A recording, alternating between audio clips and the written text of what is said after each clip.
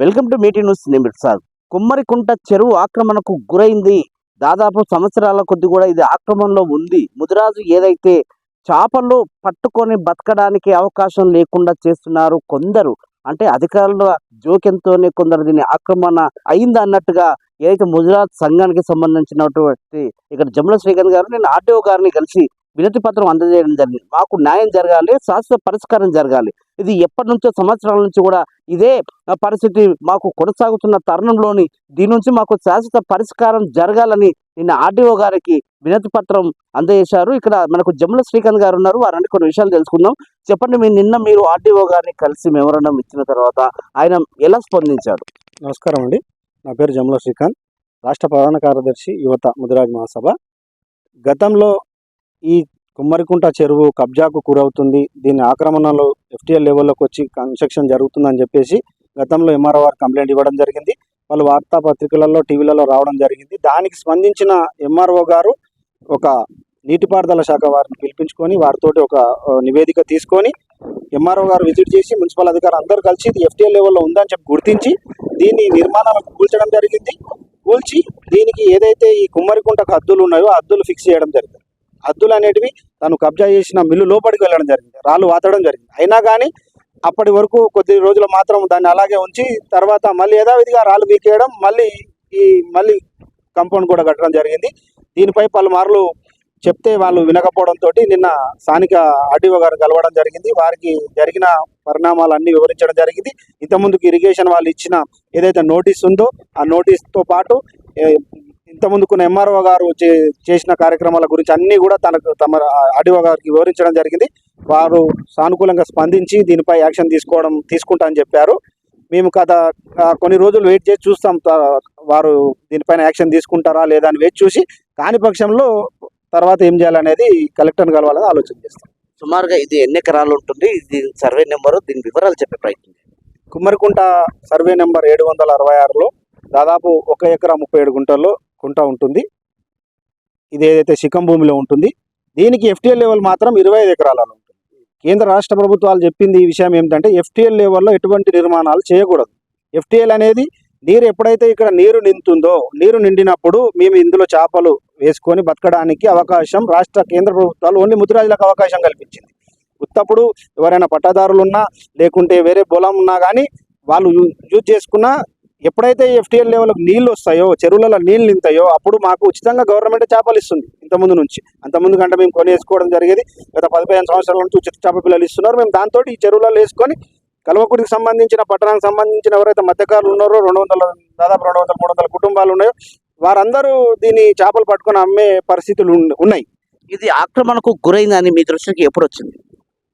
దాదాపుగా 10 సంవత్సరాల నుంచి నడుస్తుంది ఈ తతంగం. ఎప్పటికప్పుడు మేము కంప్లైంట్ ఇవ్వడం, తాను ఆ కొద్ది రోజులు ఏదో చేసినట్టు గోడగులు కొట్టినట్టు చేయడం, మళ్ళీ కట్టడం. ఇది ఏదైతే దీనికి శాశ్వత పరిష్కారం దొరుకుతలేదు. దీనికి శాశ్వతంగా పరిష్కారం జరగాలి. మాకు తను ఎక్కడికైతే ఎఫ్టీఎల్ లెవెల్ ఉందో అక్కడ వరకు బౌండరీ మాకు హద్దులు ఫిక్స్ చేసి అక్కడ రాళ్ళు వాతి మాకు ఫిక్స్ చేస్తే మాకు కొంచెం వెసులుబాటు ఉంటుంది. లేకపోతే అతనిపై మేము పోయి గొడవ చేసేంత స్థాయిలో లేకపోవడం, ఎందుకంటే తన అధికారులని లేకపోతే తన ఆస్తిని ముందు పెట్టి మమ్మల్ని కొద్దిగా ఇబ్బంది పెట్టే ప్రయత్నం జరుగుతుంది. కాబట్టి మేము ఆయనను తట్టుకోలేక కొద్దిగా లేట్ అవుతుంది. కాబట్టి ఇప్పుడు మీ ముఖంగా మేము అధికారులను కానీ రాజకీయ నాయకులను కానీ అందరినీ కోరేది, మా ముదిరాజుల తరపులో కోరేది ఏంటంటే మాకు శాశ్వత పరిష్కారం కల్పియండి, మాకు న్యాయం చేయండి. నిన్న అధికారిని ఆర్డీఓ గారిని కలిసి వినతి పత్రం అందజేసిన తర్వాత ఈ విషయాలన్నీ ఆయన క్షుణ్ణంగా చెప్పే ప్రయత్నం చేస్తారు కదా, ఆయన ఎలాంటి హామీ ఇచ్చారు మీకు?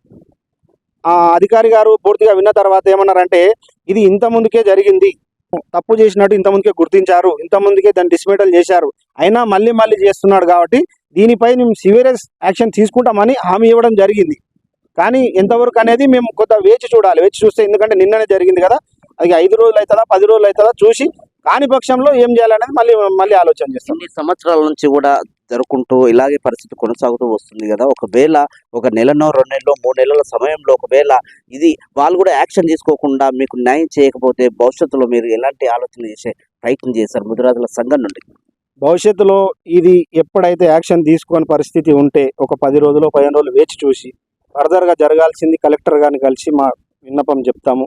తర్వాత మా ముదిరాజులకు సంబంధించిన రాష్ట్రంలో ప్రతినిధులను కలుస్తాం, రాష్ట్ర ప్రభుత్వ పెద్దలను కలుస్తాం. దాంతోపాటు మా ముదిరాజ్ సామాజిక వర్గానికి చెందిన వాకిటి శ్రీఆర్ గారు మంత్రిగా ఉన్నారు, వారిని కలిసి ముఖ్యమంత్రి గారు కలిసి ఇదొక్కటే సమస్య కాదు మాకు. కల్వకుర్తి పట్టణంలో ఇంకో 99 సర్వేలో ఎర్రకుంట అని ఇంకొక చెరువు ఉంది, అక్కడ ఇలా ఆక్రమణలు జరుగుతున్నాయి.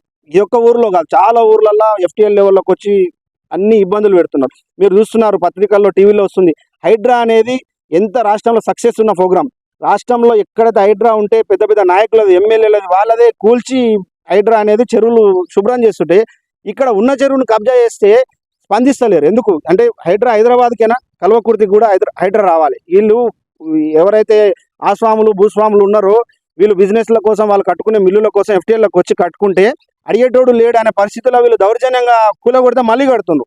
హైడ్రా ఏదైతే నిర్ణయాలు కఠినంగా తీసుకుంటున్నా ఆ హైడ్రా నిర్ణయాలు ఇక్కడ తీసుకోవాలి. వీళ్ళ మీద క్రిమినల్ కేసులు పెడితే వీళ్ళకి కొంత భయం వస్తుందని మా విన్నపం. ముదిరాజులకు ఎన్నో సంవత్సరం నుంచి కులవృత్తిగా కొనసాగుతూ వస్తున్న ఏదైతే చేపలు వేయడం, చేపలు పట్టడం, దాంతోనే మీరు జీవనాధారం పొందుతున్న తరుణంలోని మీ కడుపు మీద కొడుతున్న ఇలాంటి వారితోని అంటే సమాజంలో జరుగుతున్న ఈ విషయాలకు మీరేం చెప్పదలుచుకుంటున్నారు? ఈ సమాజంలో ఇటువంటి కులవృత్తుల మీద దాడి చేసేట వాళ్ళని మేము ఒక్క ముదిరాజులమని కాకుండా అన్ని కుల సంఘాలు కూడా మాకు మద్దతు తెలపాలి. ఎందుకంటే మేము 100 సంవత్సరాలుగా మాకు వారసత్వంగా వచ్చింది చేపలు పట్టుకొని అమ్మడం, ఇది ఒక్కటే తెలుసు. మాకు వేరే వృత్తి రాదు. మాకు ఉన్న ఇదేదైతే చిన్న ఉపాధి ఉందో దీనికి ఇట్లా దక్కనీయకపోతే మేము ఏం చేసి బతకాలి? మాకున్నది ముఖ్యమంత్రి గారు సాక్షాత్తు అన్ని పార్టీలు ఏం చెప్తున్నాయి, తెలంగాణలో అత్యంత పాపులేషన్ ఉన్న కులం ఏదంటే ముదిరాజులు అంటున్నారు. మా ఓట్లేమో మీకు ఎప్పుడు కావాలి, అన్ని పార్టీలకు కావాలి, ఈ పార్టీకి కావాలి, ఆ పార్టీకి. మాకు ఎందుకు న్యాయం చేస్తలేరు? ఇటువంటి కబ్జాదారుల మీద మీరు ఎందుకు యాక్షన్ తీసుకుంటలేరు? మాకు తెలంగాణ రాష్ట్రంలో ఉన్న అన్ని చెరువులకు మాకు ప్రొటెక్షన్ ఇవ్వాలి. మీరు కొన్ని ఊర్లలో మీకు చెప్పుకుంటే బాధ విషయం ఏంటంటే చెరువులకు పోయని పరిస్థితులు ఉన్నాయి. కొన్ని ఊర్లలో దాడులు చేస్తారు అందరు కలిసి మమ్మల్ని. కాబట్టి ఏంటంటే ఎక్కడెక్కడైతే ముదిరాజులకు చెరువులు ఉన్నాయో అక్కడ ఓన్లీ ముదిరాజులే పట్టుకోవాలని ఒక జీవో ఎట్లయితుందో అక్కడక్కడ చెరువులు కబ్జా అయినప్పుడు ముదిరాజులకు కబ్జా చేయనీయకుండా దీనికి ఒక ఫెన్సింగ్ ఏర్పాటు చేసి అద్దురాలు పెట్టి రెవెన్యూ అధికారులతో అద్దులు ఫిక్స్ చేసి దీనిలోకి ఎవరైనా వచ్చి కబ్జా చేస్తే కఠినంగా క్రిమినల్ కేసులు చేయాలని మా విన్నపం. చివరి చెప్పండి, ఈ అయితే కుమ్మరికుంట చెరువు ఆక్రమణకు గురైన తరుణంలోని మీరు ఏం చెప్పదలుచుకుంటారు? కల్వకుర్తి పట్టణంలో హైవేకు దగ్గరగా కోట్ల రూపాయలు విలువ చేసే భూమిది. అతను FTL లెవెల్లో ఉంది అనే పలుమార్లు అధికారులు తనకు నోటీసులు ఇచ్చినా, గోడలు కూలగొట్టినా, పోయిన గతంలో ఉన్న MRO గారు దగ్గరుండి హద్దురాలు వాదించినా తను ఏమాత్రం భయపడట్లేదు. ఎందుకంటే తను ఎవరి అండ చూసుకొని ఇలా చేస్తున్నాడో మాకు అర్థం కావట్లేదు. కానీ ఇది ఖచ్చితంగా దీనిపైన పోరాటం చేస్తాం మేము. గతంలో జరిగిన పోరాటాల వల్ల కొంత వెనుకబడ్డం, ముందు పడ్డం అది జరుగుతుంది, వదిలేస్తున్నాం. కానీ ఇప్పుడు ఏదైతే ఉందో స్టిల్ నిన్నటి నుంచి మేము పూర్తి స్థాయిలో ముదిరాజ్ సంఘం అందరం కల్వకుర్తి తాలూకా స్థాయిలో అందరం కూర్చొని రేపు కలెక్టర్ని కలుస్తాం. నెక్స్ట్ ముఖ్యమంత్రి గారిని కలవడానికి అపాయింట్మెంట్ తీసుకుంటాం. మాకు ఖచ్చితంగా న్యాయం అయ్యేంత వరకు అవసరం అనుకుంటే ఈ చెరువు దగ్గరనే టెంట్ వేసుకొని కూర్చొని మాకు అద్దులు వాతేంత వరకు ఇక్కడ నుంచి జరిగే ప్రసక్తే లేదు. అది ఎవరని ఉండాలి. థ్యాంక్ యూ అండి. మొత్తానికి ముదిరాజ్ సంఘం వాళ్ళు చెప్తున్న ఆలోచన విధానం ఏంటంటే కుమ్మరికుంట చెరువు ఆక్రమణకు గురైంది. 10 సంవత్సరాలుగా ఇలాంటి పరిస్థితి కొనసాగుతూ వస్తుంది. అధికారులు స్పందించినా స్పందించకపోయినా ఏదైతే ఆక్రమణకు గురైన ఈ ఏదైతే ఎకరా 37 గుంటల పొలాన్ని అంటే స్థలం దాని ఈ ముదిరాజ్ సంఘాలకు ఏదైతే బతుకు తెరువుగా చేపలు వేయడం, చేపలు పట్టుకొని దాని మీదనే బతుకుతున్న వారి కడుపులు కొడుతున్న తరుణంలోని ఈ సమస్య రాష్ట్ర వ్యాప్తంగా కూడా తీసుకెళ్లడానికి సీఎం గారి దృష్టికి కూడా తీసుకెళ్ళడానికి పెద్ద ఎత్తున కూడా మేము కృషి చేస్తాము. అట్లాగే ముదిరాజ్ సంఘాలని అందరినీ కూడా కలుపుకొని మేము ముందుకు వెళ్ళి ఏదైతే మాకు న్యాయం జరిగే వద్ద కూడా మేము పోరాటం చేస్తాం. మా పోరాటం ద్వారా దీన్ని మేము దక్కించుకుంటామని ఇక్కడ ముదిరాజ్ సంఘం వాళ్ళు చెప్తా ఉన్నారు. ఏదైతే కుమ్మరికుంట దగ్గర ఇదైతే ఈ కుమ్మరికుంట చెరువు అవుతుందో ఈ చెరువు స్వచ్ఛమైన నీరు ఉంటే చేపలు బతకడానికి అవకాశం ఉంటుంది. ఇదేదైతే చెరువుని ఎంత దారుణంగా అంటే మీరు చూడొచ్చు, విజువల్స్లో చూడొచ్చు.